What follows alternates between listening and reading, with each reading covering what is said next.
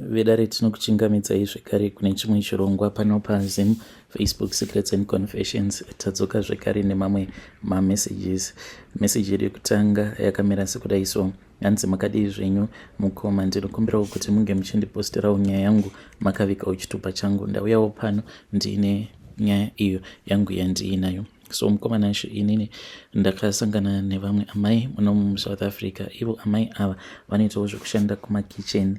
Ivo vane 45 then inini ndine 35. Saka takabva tazotanga kudanana paya. So pandakatanga kudanana navo yainge ingori nyaya yekungotiwo kungofadzana imwe yaya. Plus ndakabva ndaona kuti havazezi kundibatsira kana ndiine machallenges avo andinenge ndichida kusolva muupenyu hwangu. Ende ndakati ndatanga kudanana navo vakabva vazondibvunza kuti ndainge ndiine license here. Ndikabva ndazovaudza kuti kwete bodo, license ndainge ndisitomborina zvachose. Saka ivo vakabva vazonditi vainge vachazama kuti vange vachindipa mari yekuti ndinge ndichienda kunotora license. Ndakabva ndafara paya nekamari kandainge ndiinako plus nemari yavakazondipa. Ndikabva ndatounganidza ndikabva ndamhanya kumba ndikabva ndanotora license. Zvino mukoma, the next time around apo pandakazodzokera kumusha, this was last year, ndo pandakadzokera kumusha ndichino apply passport. Ndainge ndisitomborina kana passport ever since in my life. Vakabva vanditi dai wa apply passport ndokubva tashanda zvekare tose. Saka ivo vanogara kwavanogara, iniwo ndichigara kwandinogara. Saka it's either ndinovashanyira kana kuti murungu wavo kana asiko, sezvo vari stay in, ndinoenda ndobva ndanorara kubasa kwavo because ndinotozivikanwa. Saka pakuzono apply passport mukoma, vakabva vati vainge vachida kuti ndinge ndichienda kuno apply passport kuHarare so that it can be easy for me. So mukoma, apa muHarare macho ndainge ndagara ndisina hama, but ndainge ndakambotaura neimwe friend yangu. Saka ndizoti friend yangu uyu inyaya yekuti paagere pacho hapana kunaka here kana kuti haana kuzowirirana nemukadzi wake, because tainge takatotaurirana akatoti no, it's fine, unouya woita zvinhu zvako uchigara padhende ndichikuperekedza tichiita sei. Mukomana in the final minute ndichiti ndoda kunosimuka sanhasi usiku. Ndo pandakabva ndataura nefriend yangu ndikati nhasi kana ndiri kuuya ndinokumbirawo kuti unge uchizokommunicata zvandichiita ndichapa bus driver mafone numbers ako, sezvo ndainge ndisati ndakambopindawo muHarare, so that unge uchizoya kuzonditora. Akabva ati paribo. But mukoma, takazoti taenda kugarage manje ndava kuda kunopa bus driver manhamba munhu kuti ndinge ndichikonfema naye before. Akabva ati kunoku namadhamu tava kutomboenda kumusha, this and that, zvauchatoita zvemabooking kana kwauya kunoku. Akabva azondiudza kwandaikwanisa kuzombonogara ndichiapply passport. Saka ndakabva ndazotaura nemukadzi uyu wandinodanana naye, vakabva vati haisi problem. Saka ndipo pavakabva vazondipa mafone numbers emwana wavo. Saka ndakabva ndatanga kutaura nemwana wavo, ndikabva ndazonosvika muHarare paya. Akabva azouya akabva azononditora. Mukomana mwana waamai ava iye ane makore 20 years. Saka takabva tatanga kugara tose pamba paamai vaya. But mukomana nekufambawo kwenguva ini nemwana wavo takabva tachizoita musikanzwa. Iko zvino zvikutori nemwana ariko, but havazvizivi kuti mwana iye mwana wangu. Saka ndauyawo pano padare renyu kuti ndinge ndichibvunzawo uye zvekare munge muchindipawo mazano kuti how do I tell kuti ipo paya pandakaenda kupasipoti ndo zvakazoitika izvi, uye zvekare uyu mwana wavo anototaura nehama dzangu ende akatomboenda akatonogara nevabereki vangu kumusha. Saka ndiyo confession yangu iyo yandiinayo. How do I tell kuti iye agara mukuru kwandiri ende nezera rake handifunge kuti anokwanisa kuzondipa mwana, but zvakazongoitikawo by mistake kuti pakuzonogara nemwana wake takabva tazongonowirirana. Tinototaura mukomana almost on a daily basis. Vedare ndo message iyo yandakatumidzirwa ichibva kuna mukoma vedu avo. Ngatizame kuti tinge tichitaura navo mukoma vedu ava mucomment section. Zvakangooma hazvo vedu we. Regedzai tibva taenda panyedu inotevera. Nyedu inotevera yakamira sekudai so: hanzi makadii zvenyu mukoma, ndinokumbirawo kuti munge muchindiposterawo nyaya yangu makavika chitupa changu. Handizivi maybe confession yangu inokwanisa kuzondisungisa, but mukoma inini ndinopota ndichibatwa nemweya unotonditi uraya munhu. Like kana ndikanetsana nevanhu kungava kuri kubhawa, nyangwe ndakadhakwa sei mukoma, voice rinotaura neni ndiroro voice iri, but richinotaura neni rinoita sekunge ndere mukadzi, but mukadzi uyu anotaura achiita sekunge munhu akadzipwa zviya zvokuti anenge asinganyatsokukwanisa kupronounsa mawords, but the truth of the matter is that anenge achinditi uraya, kana ukauraya unobva wawana zororo. Ndiri munhu uya wekuti even in real life when I am sober ndinogara ndichiita sekunge ndinobatwa sort of like nema-panic attacks. Saka ndinozoti kana ndanwa doro paya, then voice remukadzi uya rinobva ratanga kuti kwandiri kuti unge uchiwana zororo shamwari yangu, unge watouraya. Kana ukagara wadeura ropa uchiona kuti zvose izvo zvinogara zvichikushungurudza munyama dzako zvinobva zvazviswededza kubva pamutumbi wako. Saka voice iri rinototaura neni whether ndakadhakwa kana kuti. Saka ndakazotogumisidzira ndatozviudza kuti zviri nani kuti ndinge ndichinwira pamba hangu doro, but ndakati ndatanga kunwa zvangu pamba, mudzimai akazosvika pakutiza because ndainge ndoti kana ndikada kunetsana naye ndanwa doro paya kunenge kuri kutonetsana kwekutoti ndaitotora demo. Ndine rimwe demo iro handizivi kuti wai ndakaritenga, but demo iri rinotogara pasi pembedha. Ndaitoritora then ndobva ndatomuthreatena apa tinenge tanetsana like kanyaya kadiki diki kuzosvika achizotiza. Pari zvino ndigere hangu ndiri ndega, uye zvekare ndichiri kutotsvaga umwe munhuwo wekuti anenge achida ake kugara neni anokwanisa kunzwisisa the spiritual attacks that I am facing in my life. And kana ariko mukadzi ari single anonamata who is below the age of 37 munokwanisa kumupa mafone numbers angu, but ndanga ndichidawo munhu anonamata so that tinge tichibatsirana mukunamata kuitira kuti mweya uyu unopota uchindibata uzondisiya. I need redemption and deliverance. Chimwezve kare icho chinoitika kwandiri mukoma, ndinoti kana ndikanyanyisa kunzwa hasha zviya ndinotofamba mukoma ndichitsvaka imbwa yekuti ndinorova. Mukoma nashi svondo radarika iro ndakatouraya imwe imbwa kuno kulocation kwandigere. Zvakaitika ndezvekudai mukoma, ndakati ndanwa doro rangu ndikabva ndatanga kunzwa hasha dzekuti ndaingoda kungotsvaka munhu wekuti ndinganetsana nemunhu wewe ndikamukuvadza, like kana ndikanetsana nemunhu ndikamurova ropa kana rikangodeuka ndinobva ndatonzwa peace mumwoyo mangu. So ipapo I felt kuti there is hell in my heart, there was too much tormentation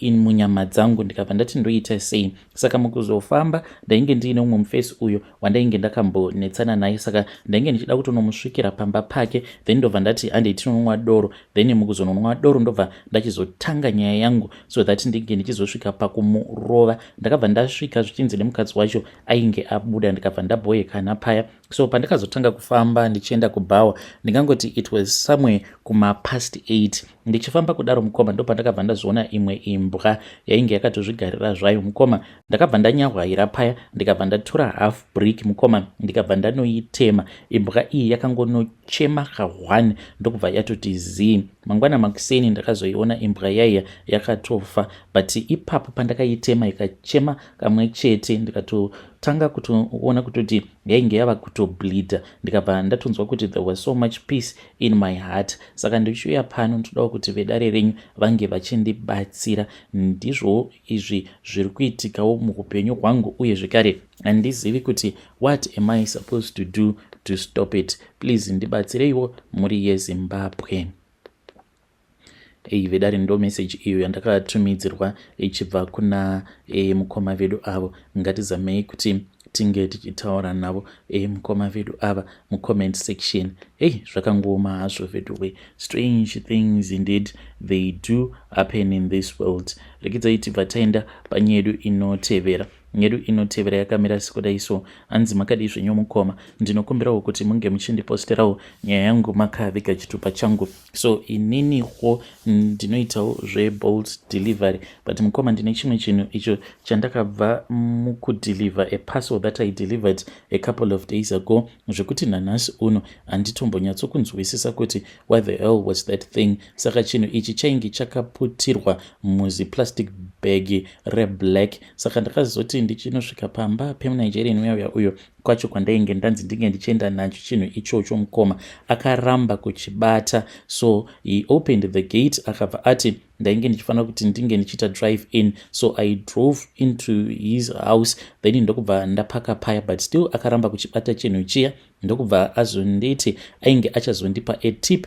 because aida kuti ndinge ndichitakura chinhu ichocho whatever that it was into his house. Mukoma ndakabva ndasimudza zipepabhegi riya, but zipepabhegi iri mukoma it was as if wainge uri musoro, like musoro hamene kuti wembudzi here kana kuti, but ndakachisimudza chinhu chiya ndokubva ndazoenda ndikabva ndazonochigadzika pasi mugarage. So mukoma ndo zvakaitikawo a couple of days ago. Saka akazoti ava kunondipa tip, akandipa tip ye 3,600 rands akabva anditi thank you very much.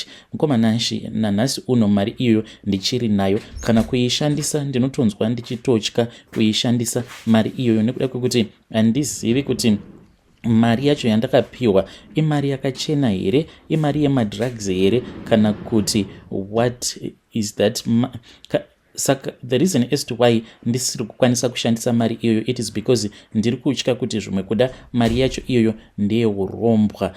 Hey, vedare ndo message iyo yandakatumidzirwa ichibva kuna mukoma vedu avo. Ngatizamei kuti tinge tichitaura navo mukoma vedu ava mucomment section. Rekedza iti vataenda panyedu inotevera. Nyedu inotevera yakamira sekudai: hanzi makadi zvenyu mukoma, ndinokumbirawo kuti munge muchindiposterawo nyaya yangu makaviga chitupa changu. Inini mukoma ndinoda kureurura kuti kuzonosvika ndichizonoroorwa nemurume uyo akazondiroora sandiye ainge ari choice yangu, but inini mukoma nashi ndakazoroorwa naye murume uyu because iye akazodya chikafu icho chandainge ndaisira mukomana wangu andainge ndichidanana naye mupfuhwira. So mukomana wangu iye ainge achishandawo muconstruction company, saka ndaipota ndichimuendesera chikafu chekudya because at that time vainge vachivaka imwe double story kuma-areas kuno kwandinoshanda. Saka musi wacho iwoyo ndakati ndabika paya, ndaendesa chikafu chandainge ndaisa mupfuhwira paya, ndokubva ndasvika iye achinzi ainge abuda nemurungu. Saka uyo manje akabva azoba chikafu chiya akabva azochidya. By the time uyo paakazodzoka nemurungu mukomana wangu akabva azoti ainge atengerwa chikafu mutauni nemurungu, saka uya akabva azopedzisa chikafu. Ndakazoshamisika munhu ava kutanga kuita teki neni everyday achindifonera kunditumidzira ma-airtime, kundipa mari achinditi enda kunorukwa musoro. Apa ndichiona wangu munhu uyauya ainge angova low zonosvika tichizonorambana, ndokubva ndatanga kudanana neuyo akazova murume wangu. Ndiyo confession yangu iyo yandinayo. Vedare ndo message iyo yandakatumidzirwa ichibva kuna vanzvadzi vedu. Please ngatizamei kuti tinge tichitaura navo vanzvadzi vedu ava mucomment section. Rekedza iti vataenda panyedu inotevera. Nyedu inotevera yakamira sekudai: hanzi makadi zvenyu mukoma nashi, please hide my identity. I just have advice for uyo ane ex-husband yekudanana nemwana wavatete. She should not kill anyone. Angotsvaga kuvarambanisa, handiti anoziva mazita avo here vanhu ava. I am talking from experience. Inini ndakakurira kwana sekuru, but when I went to my father the first time as an adult married woman, vatete vangu was very close to my father. Vakatoda kurodza mwana wavo to my own husband. Later I even discovered umwe mwana futi wevamwe vatete vakashayika well before I even went there. Aitoda kutororana nemurume wangu also. Uyo aitogara aitochengetwa nababa vangu achitovabikira daily semunhu ane BP, sugar etc. Ndakazotokudzwa mukufamba mukubatsirwa zvikaperera mumhepo. Ndaipiwa munamato kumasowe, but the thing was vainge vaona kuti ainge aine mari, but ainge akaromba and been trying to kill me numerous times zvichikona.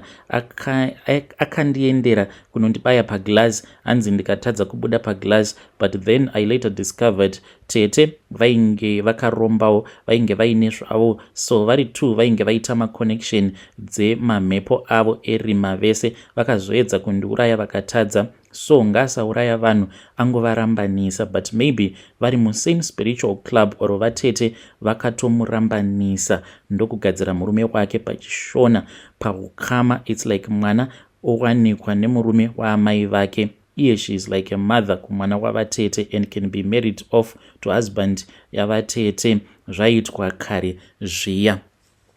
Vedare ndo message iyo yandakatumidzirwa ichibva kuna vahanzvadzi vedu, giving her own testimony. Kana muine matestimony enyu amuinawo, feel free to come to my inbox, then you tell us your own side of the story. Regedzai tibva taenda panyedu inotevera. Nyedu inotevera yakamira sekudai. Hanzi makadi zvenyu mukoma, ndinokumbirawo kuti munge muchindiposterawo nyaya yangu makavigawo chitupa changu. It is very unfortunate mukoma kuti handikwanisi kuti ndinge ndichiita get into a lot of details because ndinotya kuti ndinokwanisa kuzobatwa. So mukoma, nyaya iripo ndeyekuti inini ndinoshanda as a maid muno muHarare, uye zvekare ndinoshandirawo imwe family, ndinoshandira amai nababa mufundisi, but vati kurei zvavo. So inini ndakatoenzana nefirst born yavo. Mukoma nashi pamba pevanhu ava pane mamwe machairs, munoona like kitchen chairs, but that are very modernized. Saka pane imwe chair iyi inogara mune imwe room. Mukoma nashi murumu imomo hamubvumidzwi kuti kana ani zvake ange achipindamo. I only got to see this chair, there was this other day pavakakanganwa kusiya kia door remurumu imomo musingatendedzwi kana ani zvake kuti ange achipindamo. Saka ndakati ndiri busy ndichitsvaira, so I was using a wooden broom. So mukoma, I thought kuti the door it was properly closed. Ndakati ndichinotsvaira and then I ended up pushing that door with that broom that I was using. Mukoma nashi, so door riya rakabva ravhurika. Rakati ravhurika door riya, ndo pandakabva ndaona kuti it is just an empty room. Saka in the middle of that room mune ka carpet ke red, and on top of that carpet ndo mune chair iya, one of the missing chairs. Do iroro rakati ravhurika mukoma, like a remote control. Amai mufundisi vakabva vabuda mubedroom mavo vachimhanya. So inini ndakabva ndafuratira, ndikabva ndaenderera mberi nebasa rangu, and ndiri munhu wekuti ndinoshanda ndakangoisa maheadphones. Saka vachitaura zvavainge vachitaura, ndakaita sekunge ndainge ndisingatombozvinzwi ndichitoimba. Vakabva vati mhepo zvadzanga dzasimuka, ndokubva vavhara dhoria vakabva vakiya. Up to this day havatozvizivi kuti I saw what I saw. Vedare ndo message iyo yandakatumidzirwa ichibva kuna vahanzvadzi vedu. Hey, pakaipa hanzi amai mufundisi vaifungidzira kuti ndiri kutoplaya music in my headphones. Vakabva vati mhepo dzanga dzasimuka. Apa murumu imomo hanzi it's an empty room, in the middle mune chair necarpet ye red. Strange things indeed do happen in this world.